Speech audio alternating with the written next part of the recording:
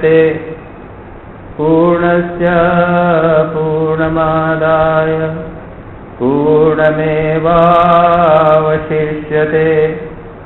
ओम शांति शांति शांति। हरि ओम। हम लोग ईशावास्य उपनिषद का पाठ कर रहे हैं और हमने इन 5 प्रवचनों में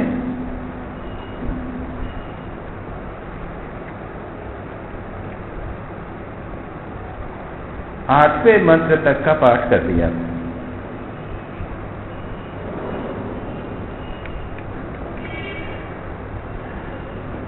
अरे मिंटू मिंटू मिंटू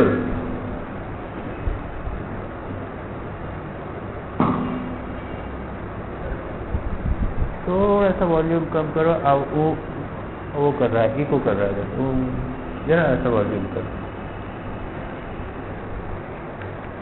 8वें मंत्र तक पाठ कर लिया था और थोड़ा सा अगर रिवाइज करें तो शंकराचार्य के अनुसार इसमें 2 निष्ठाओं की बात है। प्रारंभ से ही है। पहला श्लोक था ईशावास्यमिदं सर्वम, सब कुछ भगवान है, जो कुछ है सब भगवान है। और ऐसे महापुरुष होते हैं जो सर्वत्र भगवान देखते हैं। श्री रामकृष्ण है।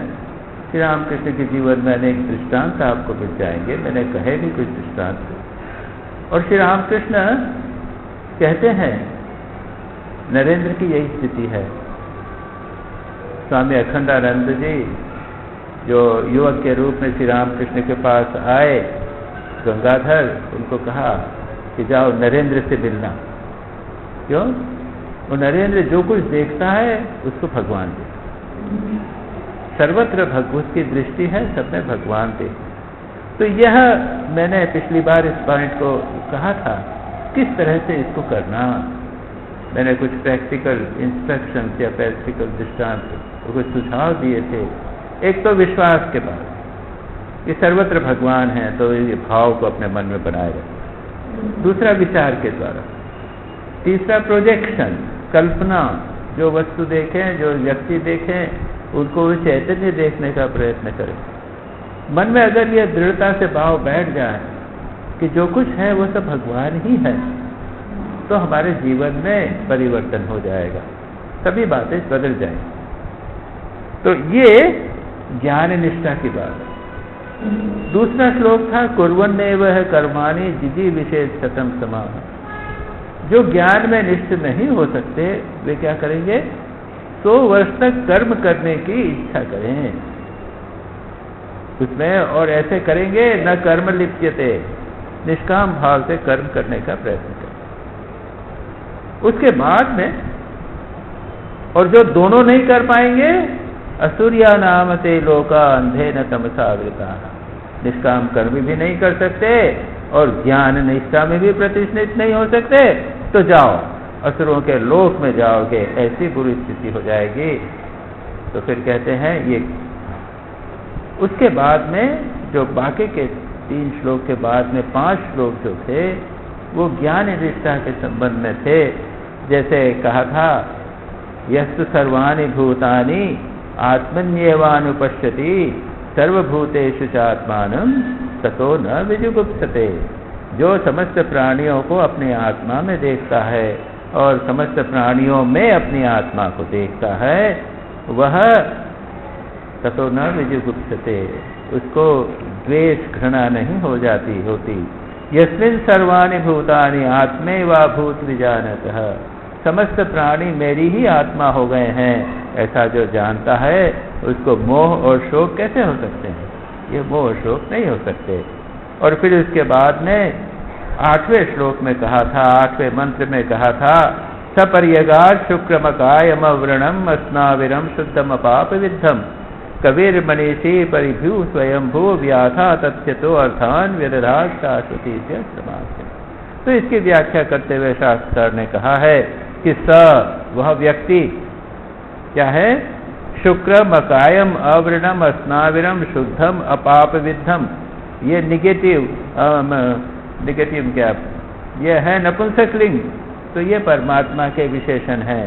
जो व्यक्ति पर्यगात यानी प्राप्त कर लेता है शुद्धम अपाप विद्धम इत्यादि, तब वो क्या करता है, वह कवि बन जाता है, मनीषी बन जाता है, परिभू स्वयं सर्वत्र विद्यमान बन जाता है, और व्याथा तत्तो वेदधात, इस तरह का कहा। और उसके बाद में ये कहते हैं कि इस परमात्मा ने प्रजापतियों के माध्यम से सारे जितने कर्म हैं वस्तुओं को संवत्सर नामक नित्य प्रजापतियों के लिए कर्तव्यों का विभाजन किया है।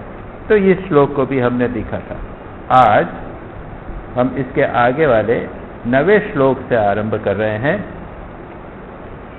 किन लोगों के लिए, जो कर्मनिष्ठ लोग, ज्ञान में प्रतिष्ठित नहीं है तो क्या करेंगे, ज्ञान में प्रतिष्ठित नहीं है उनको, वो लोग क्या करेंगे, जो बताया गया। 9वां श्लोक, 9वां मंत्र, अंधम तमः प्रविश्यन्ति ये विद्यामुपासते ततो भूय इव ते तमो यौ विद्यायागं रताः। क्या कहा है, अंधम तमः प्रविश्यन्ति, ये अविद्याम उपासते, जो अविद्या की उपासना करते हैं वह अंधे तमस में, अंधे अंधकार में जाते हैं। और ततो भूय इवते तमो यौ विद्यायाम, जो विद्या में रत हैं वो इससे भी घने अंधकार में जाए। अब यहां से ये जो 2 श्लोक हैं, इसके बाद वाले और उसके बाद में जो संभूति और असंभूति की बात भी आएगी, यानी 12 से लेके 15 श्लोक में, वहां पे भी अंधम तमः इत्यादि की बात होगी। वहां संभूति और असंभूति की उपासना की बात करते हैं। और ये जो श्लोक हैं बड़े कठिन, इस पर अनेक शास्त्रकारों ने अपने अपने मत दिए हैं। विद्या और अविद्या क्या है, संभूति और असंभूति क्या है, इसके ऊपर अलग अलग शास्त्रकारों ने अलग अलग मत दिए हैं। मैं संक्षेप में ये बात आपको बताऊंगा, क्योंकि पढ़ रहे हैं तो शंकराचार्य का क्या मत है वो देख लेंगे, और उसके बाद में अन्य लोगों ने जो कहा वह देखेंगे। लेकिन उसको मैं आसान करके समझाने का प्रयत्न करूंगा कि जिससे आप और हम उसे समझ सकें। तो कहते हैं,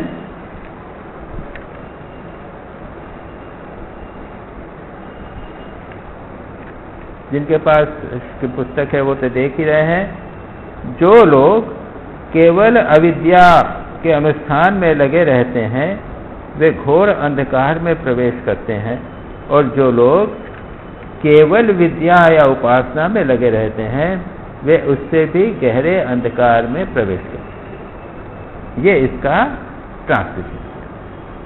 और जिनके पास ये वाली पुस्तक है उसमें देखेंगे ब्रैकेट में लिखा है कर्मकांड, अविद्या के लिए कर्मकांड और विद्या के लिए उपासना। शंकराचार्य व्याख्या करते हुए क्या कहते हैं, यही बात कहते हैं कि जो लोग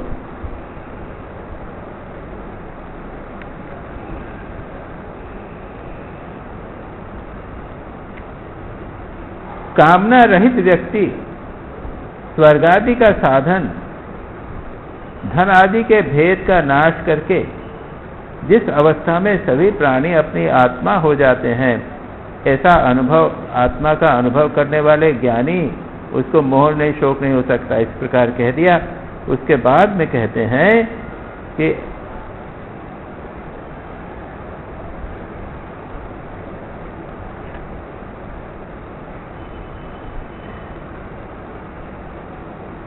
जो लोग विद्या में, अविद्या में लगे रहते हैं, अविद्या यानी क्या, अग्निहोत्र आदि कर्म में लगे रहते हैं।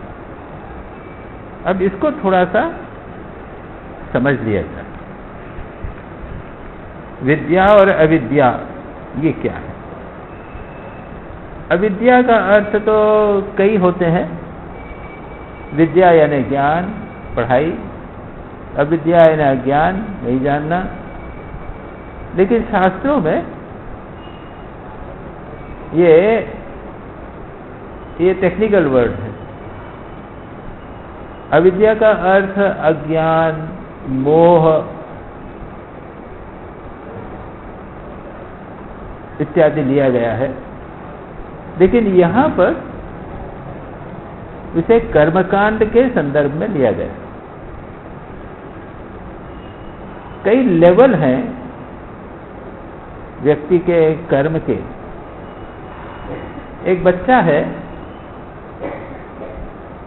तो उसके जीवन में कोई नियम नहीं होता, संयत नहीं होता।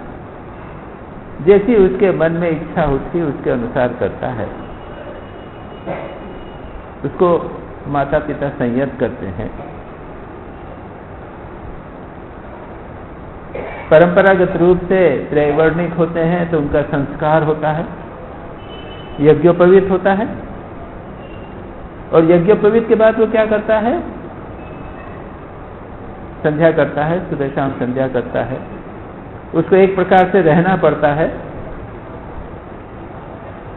लेकिन क्या उसकी इच्छाएं वासनाएं चली जाती हैं? नहीं जाती। थोड़ा वो संयत हो जाता है, डिसिप्लिन हो जाता है, धर्म का आचरण करता है। लेकिन उसकी इच्छाएं वासनाएं हैं, उसको मना नहीं किया गया। वह आगे चलकर पढ़ेगा, लिखेगा, विवाह करेगा, भोग करेगा, सब ठीक है। तो ये क्या हुआ? किसी निश्चित कर्म के द्वारा, नियमित अनुष्ठान इत्यादि के द्वारा अपने मन को संयत करना। लेकिन उद्देश्य स्वार्थ, भोग, अपनी इच्छाओं की पूर्ति, लेकिन धर्म के अनुसार। तो जो अधर्म का मार्ग है उसकी यहां पर चर्चा नहीं है। यहां पर अविद्या का अर्थ है विधि निषेध का पालन करते हुए, कर्मकांड की पूर्ति करते हुए अपनी इच्छाओं को पूर्ण करने का प्रयत्न। इतने में समझने में कोई दिक्कत नहीं, ठीक है ना? अब इसकी भी यहां पर निंदा कर। एक स्तर पर ठीक है, बिना उसके काम नहीं चलेगा। संसार में रहना है तो आपको विधि निषेध पालन करना है, कर्म करने पड़ेंगे। और कर्म कांड जब कहते हैं तो यहां पर शंकराचार्य ने कहा था अग्निहोत्र। फिर अगर पुत्र प्राकामना है तो पुत्रेष्टि यज्ञ करिए, राजसूय यज्ञ कीजिए, अश्वमेध यज्ञ कीजिए। ये सब कर्मकांड शास्त्रों में बताए गए। जो लोग जीवन में अपनी इच्छाएं की पूर्ति करना है ये सब ऐसे करेंगे। बहुत सारे यज्ञों का वर्णन। पंच यज्ञ करेंगे प्रतिदिन। पंच यज्ञ कौन से हैं इनको भी आप लोग थोड़ा सा सुन लीजिए, याद कर लीजिए, पता होना चाहिए आप लोगों को। पहला है ब्रह्म यज्ञ, स्वाध्यायम ब्रह्म यज्ञ। स्वाध्याय करना, भगवान के नाम का जप करना, ये ब्रह्म के लिए। यज्ञों का उद्देश्य क्या है? हम संसार के विभिन्न प्राणियों से कुछ न कुछ प्राप्त करते हैं, उसी को रीपे करना। अरे तुम यहां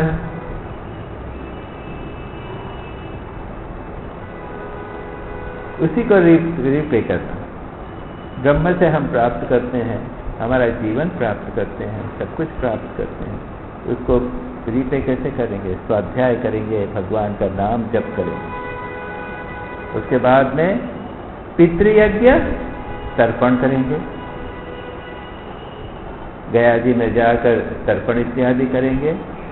पितरों से हमने अपना शरीर प्राप्त किया है, उनको तर्पण करना है। देवताओं के लिए क्या करेंगे? होम करेंगे, ये यज्ञ इत्यादि करते हैं देवताओं को।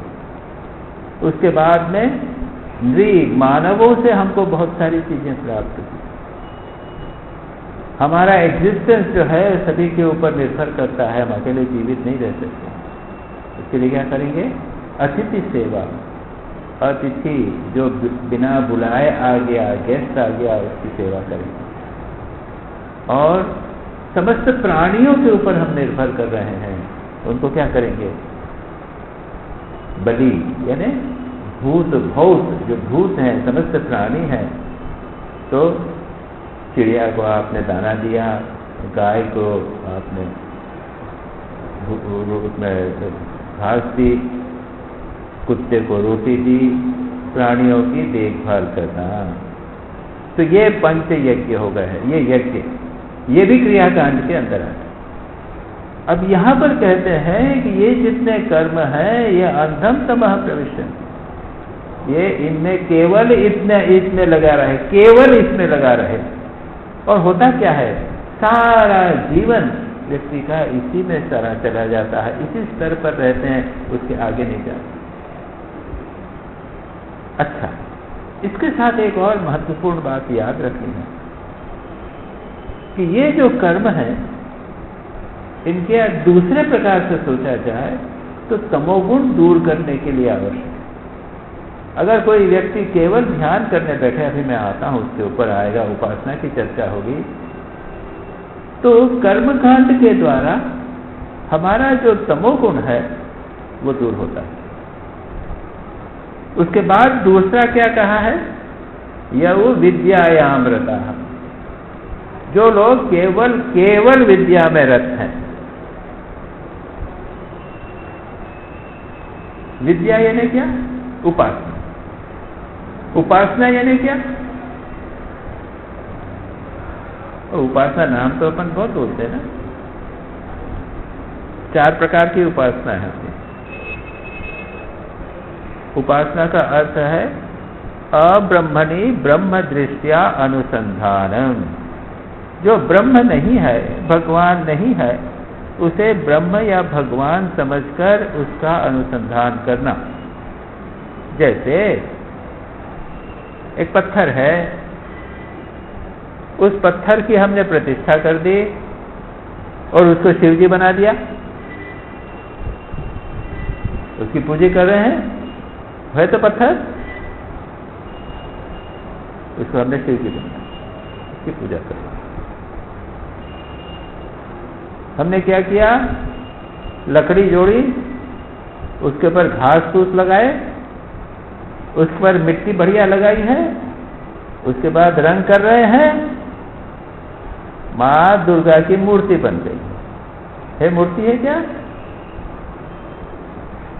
ये तो बने हुए चीजें हैं, उसको यहां पर रख के हम उसको दुर्गा बना दें।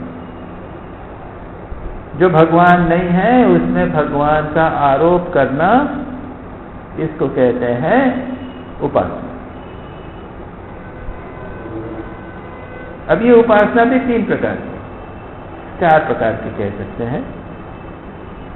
प्रथमा प्रतिमा पूजा, ठीक है, सब समझते हैं हम लोग। मंदिर में ये पत्थर, ये है तो पत्थर ना, कहते हैं कौन है ये? कि नहीं, ठाकुर को प्रणाम करने जा रहे हैं। कहाँ जा रहे हैं? ठाकुर को प्रणाम कर रहे हैं। ठाकुर कहाँ? मतलब पत्थर है, लेकिन हम ठाकुर दुर्गा माँ के दर्शन करने जा रहे हैं। अरे हैं तो वो, मैंने बताया।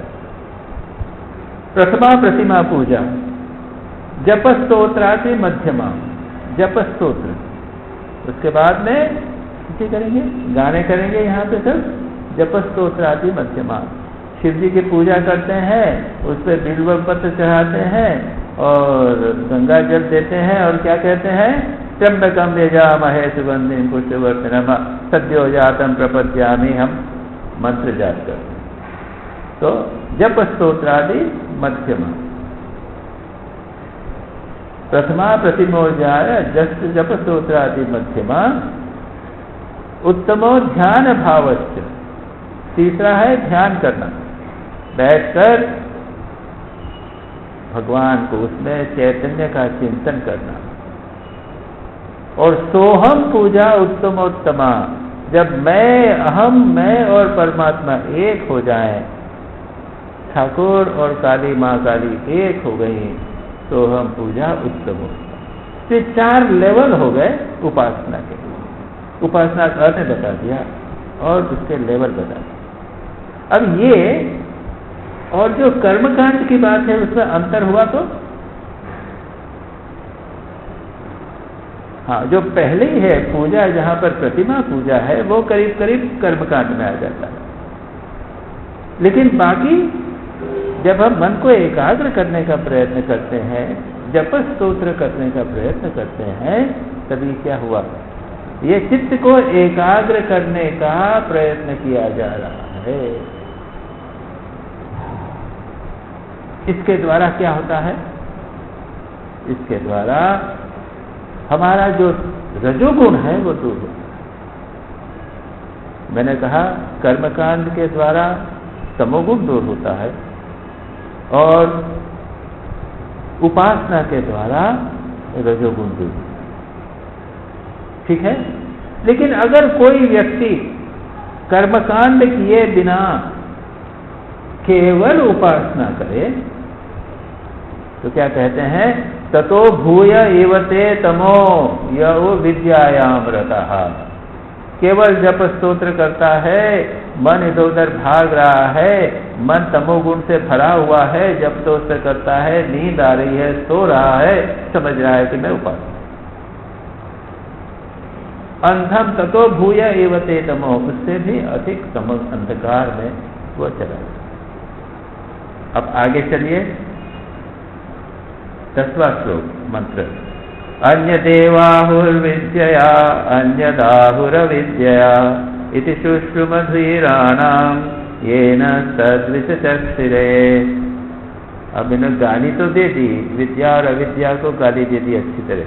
अब कहते हैं अन्यद एव आहु विद्यया, अविद्या या ब्रह्म देवता उपासना। मैंने कहा उपासना की बात आ गई, शब्द आ गया, मैंने उपासना का बता दी क्या कहा। उसका क्या है, फल अलग है। उपासना का फल अलग बताया गया है और कर्म का फल अलग बताया गया है। ऐसा हमने ज्ञानी पुरुषों से सुना है जिन्होंने हमारे लिए इन उपासना और कर्म की व्याख्या की थी। ये न तद विचितक्षिरे, विचितक्षिरे यानी व्याख्या की थी। इति शुश्रुमधीराणाम, हमने धीर व्यक्तियों के माध्यम से यह बात सुनी। और क्या उनका फल है अभी मैंने आपको बता दिया।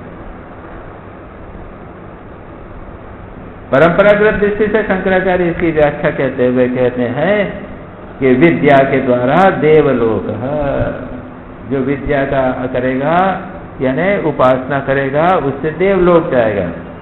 विद्या तदारोहंती अन्य देव आहु अविद्या, अविद्या यानी कर्मकांड से कर्मणा पितृलोक, कर्म से पितृलोक जाएगा और विद्या से वो देवलोक को जाएगा। दोनों का फल अलग अलग, अलग केवल अकेला किया जाए।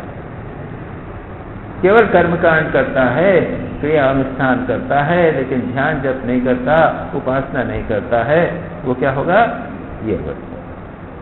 और जो केवल उपासना करता है, कर्मकांड उसने नहीं किया, वो कहेगा देवलोक में जाएगा। ठीक, कोई बात नहीं, दोनों को ऐसा कर दिया। ये हुआ परंपरागत मीनिंग। और हमने जो किया मीनिंग अभी दूसरे प्रकार से बताया। हमने कर्मकांड करने से रजोगुण तमोगुण दूर होगा, रजोगुण आएगा। और अगर आप उसके बाद में उपासना करेंगे तो मन एकाग्र होगा। लेकिन अगर आप दोनों को अलग करेंगे तो क्या होगा, घोर अंधकार में पड़ेगा। जो मैंने अभी कहा, रजोगुण में लगा हुआ, कर्मकांड में लगा हुआ है तो संसार में फंसेगा। और लेकिन अगर केवल उपासना कर रहा है तो वो तमोगुण में ही पड़ा हुआ है, तमोगुण से ऊपर उठ नहीं पड़ेगा, नींद आएगा, कुछ नहीं मिलेगा उसको। अब दोनों को एक साथ जब करेंगे तब क्या होगा? That is the right way, ठीक ठीक करना है। विद्यां च विद्यां च यस्तद्वेदो भयं सः अविद्यया मृत्युं त्रीत्वा विद्ययामृतमश्नुते। क्या कहते हैं? विद्या और अविद्या को यह तद वेद उभयं सह, उन दोनों को जब जानता है तब क्या कहते हैं? जो व्यक्ति विद्या यानी देवोपासना और कर्मकांड इन दोनों को साथ साथ करने योग्य जानता है, यह तद उभयम सह वेद, एक साथ करने योग्य जानता है। विद्या मृत्युम तीर्थवा, कर्म के द्वारा मृत्यु को पार करके उपासना के द्वारा अमृतत्व यानी देवत्व को प्राप्त करता है। शंकराचार्य इस पे व्याख्या करते हुए कहते हैं, जो विद्या अर्थात देवता ज्ञान और विद्या अर्थात कर्म, इन दोनों को एक ही व्यक्ति द्वारा अनुष्ठेय जानता है। एक ही व्यक्ति को करना है, पहले कर्म काम करेगा, उसके बाद जब उसका तमोगुण दूर हो जाएगा, मन एक थोड़ा सा कर्म में काम में लग जाएगा, बैठा नहीं रहता है। अब पूरा कर्मकांड तो बहुत सारी चीजें करनी पड़ेगी ना। उसके बाद में जब मन को एकाग्र कर लिया उसने, दोनों चीजें करी, तब क्या होगा? इन दोनों से देवता ज्ञान और अविद्या अर्थात कर्म, इन दोनों को एक ही व्यक्ति द्वारा अनुष्ठेय जानता है। उस समय से क्या होता है? एक पुरुषार्थ संबंध अर्थात एक ही व्यक्ति को क्रमशः दोनों के फल मिल जाते हैं। क्या करते हैं? अविद्या अर्थात अग्निहोत्री आदि कर्म से मृत्यु अर्थात स्वाभाविक कर्म तथा ज्ञान, इन दोनों को पार करके विद्या अर्थात देवता ज्ञान के द्वारा देवता के स्वरूप को प्राप्त करता है। देवात्म भाव की प्राप्ति को ही यहाँ पर अमृत कहा गया है। उपासना से वो अमृत को प्राप्त। और हम लोगों ने जो व्याख्या की है उसके अनुसार सत्व तमोगुण को दूर करेगा कर्मकांड से, यज्ञ से, सेवा से, शिव ज्ञान से, जीव सेवा से, अतिथि सेवा से, प्राणियों की सेवा से, और उसके बाद में मन को एकाग्र करने के लिए ध्यान करेगा, भगवान के नाम का एकाग्रता से जप करेगा, स्तोत्र पाठ इत्यादि करेगा, ये उपासना करेगा। इससे उसका जो चंचलता है रजोगुण दूर होकर वो सत्वगुण में प्रतिष्ठित हो जाएगा। यही एक प्रकार से अमृत स्थिति प्राप्त। इससे अधिक नहीं, क्योंकि कर्मकांड की बात हो रही है यहाँ पर, जो कर्मनिष्ठ वाले लोगों की है, ज्ञान निष्ठ की बात नहीं।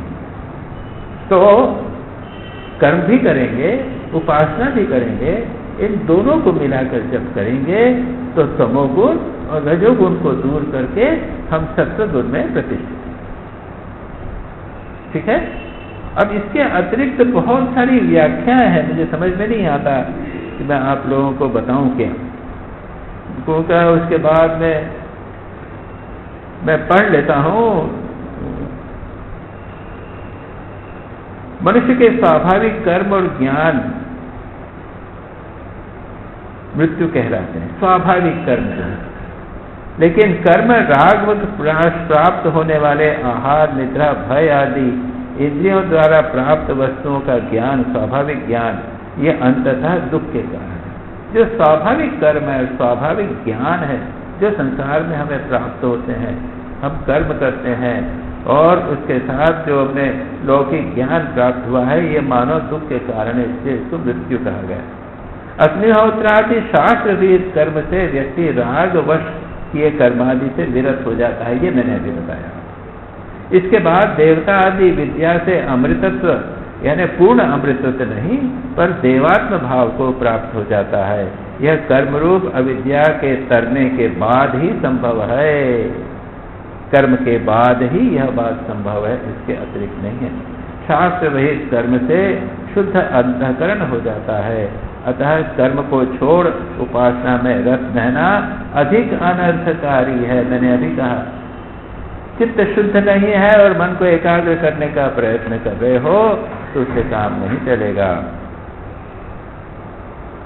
और उसके बाद में और भी कई शरीर टीकाएं हैं, मैं आपको इसको बताकर कंफ्यूज नहीं करूँ। अब आगे चलते हैं।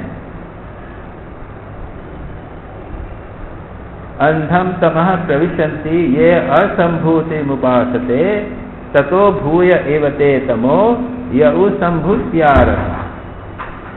अब यहाँ पर ठीक उसी प्रकार के श्लोक हैं। अविद्या और विद्या, उनके स्थान पर दो दूसरे शब्दों का उपयोग किया गया है। एक है असंभूति और संभूति। जो लोग, अब इसकी व्याख्या शंकराचार्य के अनुसार, असंभूति यानी अव्यक्त, भू यानी होना, संभू यानी ठीक से होना, असंभू नहीं होना। तो जो अव्यक्त है, अनमैनिफेस्टेड है, क्या है? प्रकृति। जो त्रिगुणात्मक प्रकृति है वो त्रिगुणात्मक रूप में तो अनमैनिफेस्टेड है ना, वो व्यक्त नहीं हो। यह जो जगत व्यक्त हुआ है ये तीन गुणों से युक्त हो गया है। उसमें परमिटेशन, कॉम्बिनेशन, तीन गुणों के मिलन के कारण ये सारा जगत हुआ है। और जो अव्यक्त है प्रकृति, उसमें तो तीन गुण एक साथ रहते हैं, वो व्यक्त नहीं हो सकते। उसके बाद में जो विकार उत्पन्न होते हैं वो होते हैं सत्व, रज, तम, इन तीन गुणों के मिलन से सारा जगत उससे उत्पन्न हुआ। महत्तत्व हुआ, अहंकार हुए, पंच महाभूत हुए, तन्मात्राएं हुए, इत्यादि आके सारा जगत हुआ। तो जो असंभूति है, अनमैनिफेस्टेड, अव्यक्त प्रकृति। अब कहते हैं, या जिसे कारण ब्रह्म कहा, जो इसकी उपासना करते हैं। अब ये कैसे होती है उपासना, इसकी व्याख्या यहां पर नहीं कही और मुझे मालूम नहीं वो कैसे होती। प्रकृति की उपासना होती है, एकाग्र मन को किया केवल प्रकृति में, जड़ प्रकृति में, त्रिगुणात्मक मिली हुई प्रकृति में मन को तीव्रता से एकाग्र किया तो परिणाम क्या होगा? वह प्रकृति लय हो जाएगा। एक स्थिति आएगी, वो प्रकृति लय हो जाएगी, उसमें विलीन हो जाएगा। हम जिसका ध्यान गहराई से करेंगे उसके साथ एक हो जाते हैं। एक बहुत महत्वपूर्ण सिद्धांत है, ये विषय उठा है इसलिए मैं बता दूं आपको। जिसका हम ध्यान करते हैं उसके साथ हम एक हो जाते हैं, हम कुछ समय तक वही व्यक्ति हो जाते हैं। अगर आप शिव जी का ध्यान करेंगे गहराई से, तो जितनी देर तक गहराई से शिव जी का ध्यान किया है उतनी देर तक आप शिव हो गए कि नहीं हुए? ये हम समझते नहीं है, बहुत महत्वपूर्ण बात। अगर कोई व्यक्ति लंबे समय तक गहराई से शिव जी का ध्यान करे तो धीरे धीरे उसकी सत्ता परिवर्तित हो जाएगी। वो 5 मिनट तक शिव जी के भाव में रहा, शिव हो गया। अगर वो बढ़ाता जाए बढ़ाता जाए बढ़ाता जाए तो अंत में शिव का रूप ही हो जाए।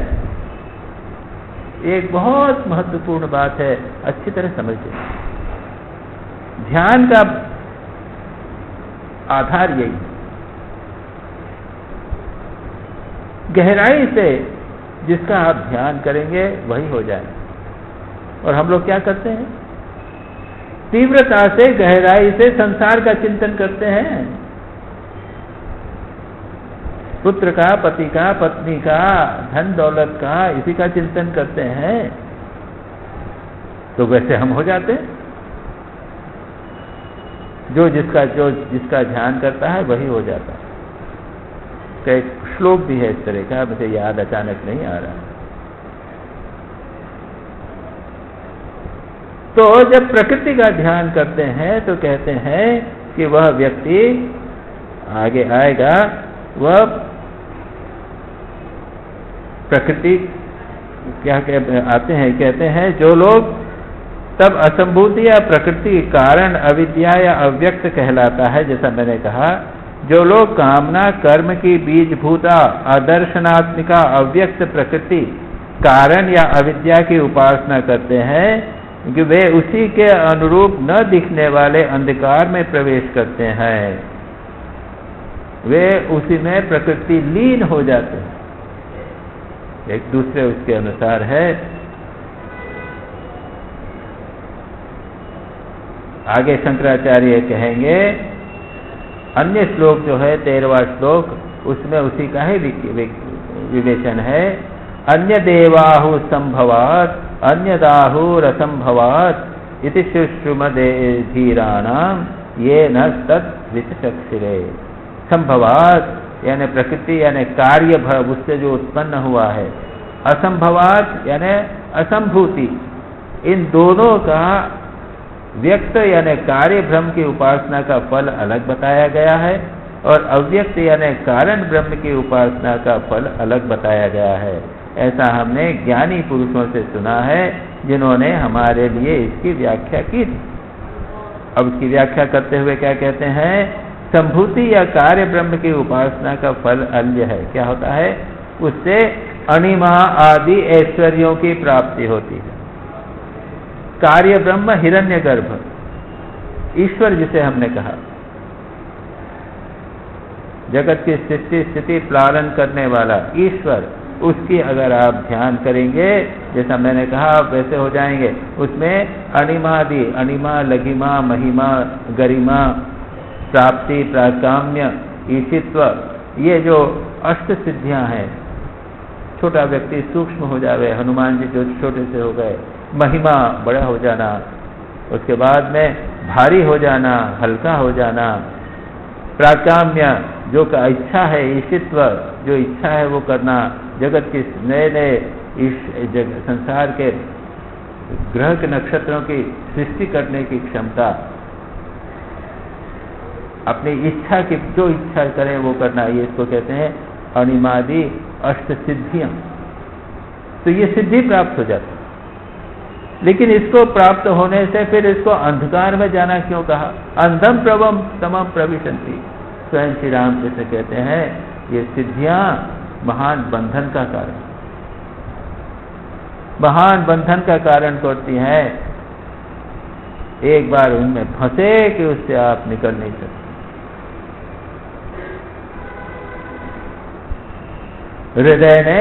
हृदय राम ने श्री रामकृष्ण के भांजे उनके साथ में रहते थे। एक दिन श्री रामकृष्ण उन्हें उकसाया, इस शब्द का उपयोग करता हूं मैं, उकसाया। उनको ट्रेन किया, मामा क्या तुम पूजा करते हो, माँ से थोड़ा से सिद्धि विद्धि प्राप्त करो ना। श्री रामकृष्ण भोले भोले भाले जाके माँ जगदम्बा से कहा कि माँ, वो बोलता है कि को माँ से सिद्धि प्राप्त करने की बात कहता है तो क्या करूं? तो क्या किया, माँ ने बड़ा भयानक, बड़ा गंदा एक दृश्य दिखाया। अब वो तो रिकॉर्डेड है, नहीं तो ऐसा है कि वो अब बोल भी नहीं सकते, फिर भी बोलता हूं। उन्होंने देखा श्री रामकृष्ण ने, एक माँ ने दर्शन कराया, माँ जगदम्बा ऐसे गंदे दर्शन भी कराती। क्या दर्शन कराया? एक बूढ़ी वैश्या और श्री रामकृष्ण की तरफ अपने बटक किए हुए, अपनी पीठ किए हुए, और वो पायखाना कर रही है। यानी ये जो सिद्धियों की तुम बात कर रहे हो, ये एक बूढ़ी वेश्या की विष्ठा जैसा है। श्री रामकृष्ण को बड़ा, सोच लीजिए आप। और श्री रामकृष्ण बड़े गुस्से हुए, साला ये हृदय ने मेरे को ये करवा के ऐसा खराब दर्शन। तो अंधम तमः प्रविशन्ति, अगर कार्य ब्रह्म का, जिसको हिरण्यगर्भ कहा, उसकी उपासना करके अणिमा आदि प्राप्त करेंगे तो ऐसे अंधकार में जाएंगे। और प्रकृति लय बनने पे क्या होगा?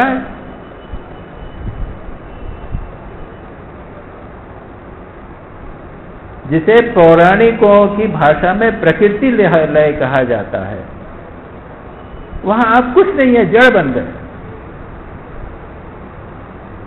इसका उल्लेख पतंजलि योग सूत्र में भी आता है।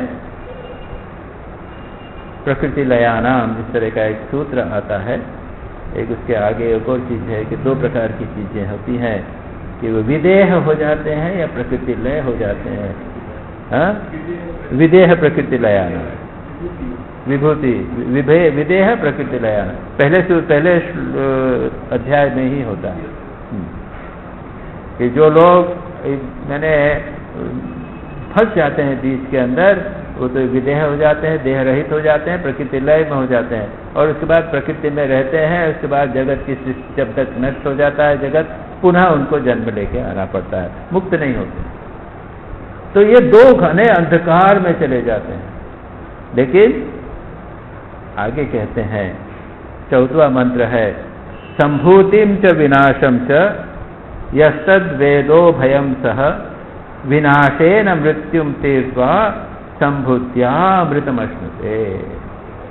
लेकिन अगर दोनों का एक साथ हम अनुष्ठान करें, सह, इसका ट्रांसलेशन, जो असंभूति अर्थात कारण ब्रह्म का तथा विनाश अर्थात कार्य ब्रह्म, दोनों को साथ साथ उपासना करने योग्य जानता है या करता है, वह कार्य ब्रह्म की उपासना से मृत्यु को पार करके कारण ब्रह्म की उपासना से अमृत अर्थात प्रकृति लय की अवस्था को प्राप्त करता है। ये इस प्रकार के कहा गया है। तो इसको अब क्या कहते हैं, शंकराचार्य की व्याख्या थोड़ी सी देख लेते हैं, फिर और भी कुछ देखेंगे। विनाश और उत्पत्ति गुण है जिस कार्य ब्रह्म के, हिरण्यबर के, उसके इस गुण के साथ अभिन्न मानकर उसे विनाश कहा गया। वो स्थायी नहीं रहता, इसलिए जिसको आपने असंभूति कहा, संभूति कहा, उसको यहाँ पर विनाश कहा। तेन का अर्थ है उसकी उपासना से अर्थात हिरण्यबर की उपासना से प्राप्त होने वाले अणिमा आदि ऐश्वर्यों के द्वारा अनैश्वर्य, अधर्म तथा कामना आदि दोषों से उत्पन्न होने वाले मृत्यु को पार करो ना भाई, उपासना करो, ऐश्वर्य प्राप्त करने का प्रयत्न करो, अणिमादि षडैश्वर्य प्राप्त करने का प्रयत्न करो, और उसमें बुराई क्या। मैं कभी कभी सोचता हूँ कि आजकल योग जो है वो बहुत पॉपुलर हो गया ना सब जगह, सारे विश्व में। रामदेव जी की बात छोड़ दीजिए, यूँ अलाय सर्वत्र है। आप रशिया में जाइए और चाइना में भी जाइए, यहाँ पे भी योग कर रहे हैं। तो योग किस लिए कर रहे हैं? फिजिकल, शरीर के लिए तो कर रहे हैं ना। ब्लड प्रेशर नहीं होगा, हमारा शरीर जो है वो अच्छा रहेगा और डायबिटीज कम हो जाएगा, ये सब है, इसके लिए कर रहे हैं। मैं कहता हूँ अरे योग को कितना डाइल्यूट कर लिया है ना, कितना उसको नीचे के स्तर पर लेना है। योग तो है योगा चित्तवृत्ति निरोध। गीता में भगवान कहते हैं समत्वम योग उच्यते तद विद्या दुख संयोग वियोगम योग संगीतम। दुख को दूर करना, दुख के साथ जो हमारा योग है उसको दूर करना, इसको वियोग को, इसको योग कहते हैं। इतनी बड़ी बात है वो तो। चित्तवृत्ति निरोध, समाधि को योग कहा। अच्छा, ये तो हम लेकिन लिया नहीं।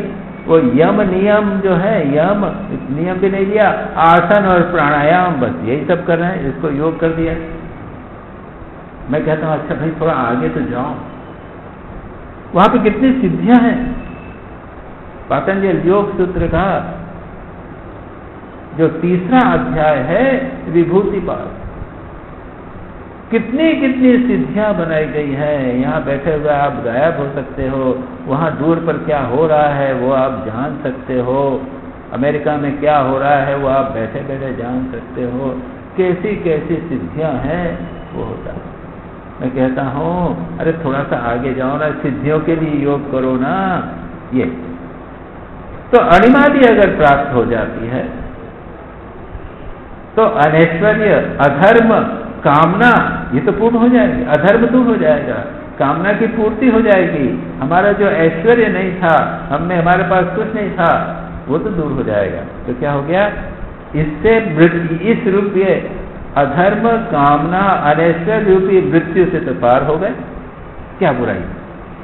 उसके साथ में अगर आपने अव्यक्त प्रकृति की उपासना की तो प्रकृति लय रूपी अमृत को भी प्राप्त हो। इस प्रकार से इसकी व्याख्या यहाँ पर कही है। ज्ञान मोक्ष नहीं हो सकता, इसलिए यहाँ पर इसको इसी तरह से वर्णन किया गया। अब संक्षेप में कुछ और भी कमेंटेटर्स हैं, उनकी बात मैं आपको बता दूं।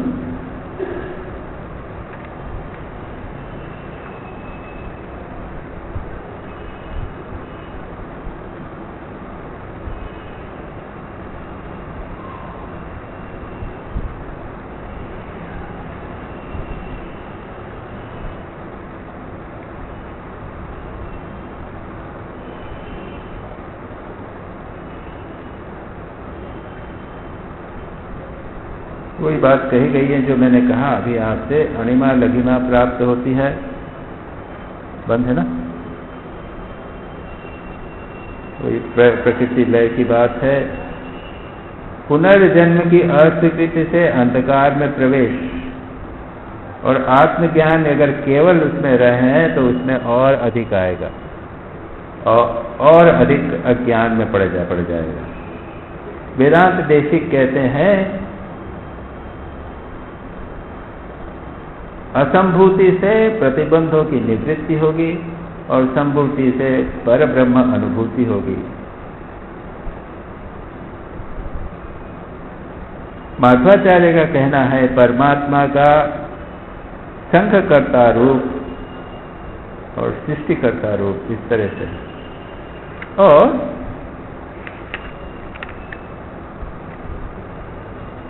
स्वामी हर्षानंद जी महाराज ने एक मॉडर्न व्याख्या की है इसकी। संभूति और असंभूति में वो कहते हैं, ये संभूति का अर्थ है समभू, अच्छी तरह से होता है, जो केवल ब्रह्म का ही चिंतन करता है, परमात्मा का ही चिंतन जगत से पृथक करके करता है, वो सीमित अपने को कर लेता है।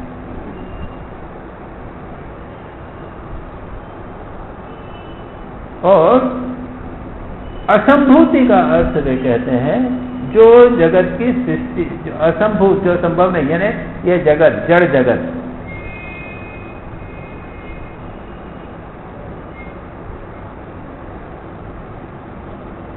जो केवल संसार में, क्या हो गया आज, इसको देखो तो,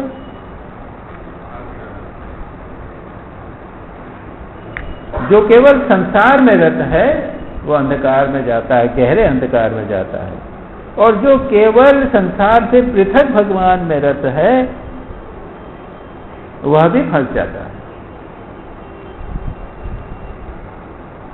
दोनों को समन्वय करके, यानी जो जगत है वह परमात्मा से अनुस्यूत है, जो परमात्मा है वो जगत से भिन्न नहीं है, इस प्रकार से जो उपासना करता है वह अमृतत्व की प्राप्ति करता है। इस प्रकार की उन्होंने बड़ी सुंदर एक नई प्रकार की व्याख्या की।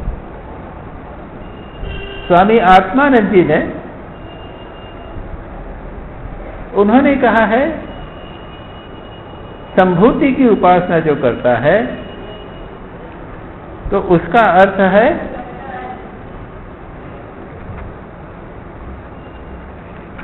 जो समाज की सेवा करता है,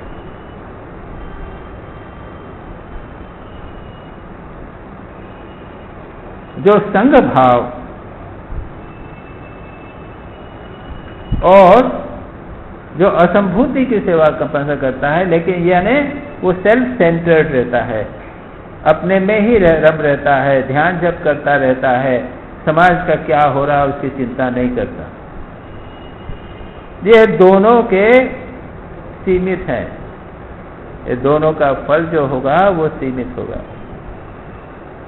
केवल जो संघ की ऑर्गेनाइजेशन है या लोगों के में इसी में इनको रमा रहता है, भगवान का चिंतन नहीं करता है, वह अंधकार में जाएगा। और जो केवल सब कुछ छोड़कर अपने में रमता रहता है, दूसरों से कुछ लेना देना नहीं है, समाज का कल्याण की बात नहीं सोचता, केवल अपने मन में रमा रहता है, वह अंधकार में जाएगा, गहरे अंधकार। और इसी का समन्वय करके जिसे हम कहते हैं आत्मनो मोक्षार्थम जगत हिताय, दोनों करो, दोनों को एक साथ करो, आत्मा की मुक्ति के लिए प्रयत्न करो और जगत के हित के लिए प्रयत्न करो। ये संभूति और असंभूति, इसका एक नया इंटरप्रिटेशन मैंने आपको बताया। आज हम यहीं रोकते हैं, इसके आगे की चर्चा आगे के 4 श्लोक बचे हुए हैं, जिसमें एक व्यक्ति जो मृत्यु के निकट आ गया है वो किस प्रकार से प्रार्थना करेगा उसकी चर्चा की गई। ओम पूर्णमदः पूर्णमिदं पूर्णात् पूर्णमुदच्यते पूर्णस्य पूर्णमादाय पूर्णमेवावशिष्यते। ओम शांति शांति शांति। हरि ओम।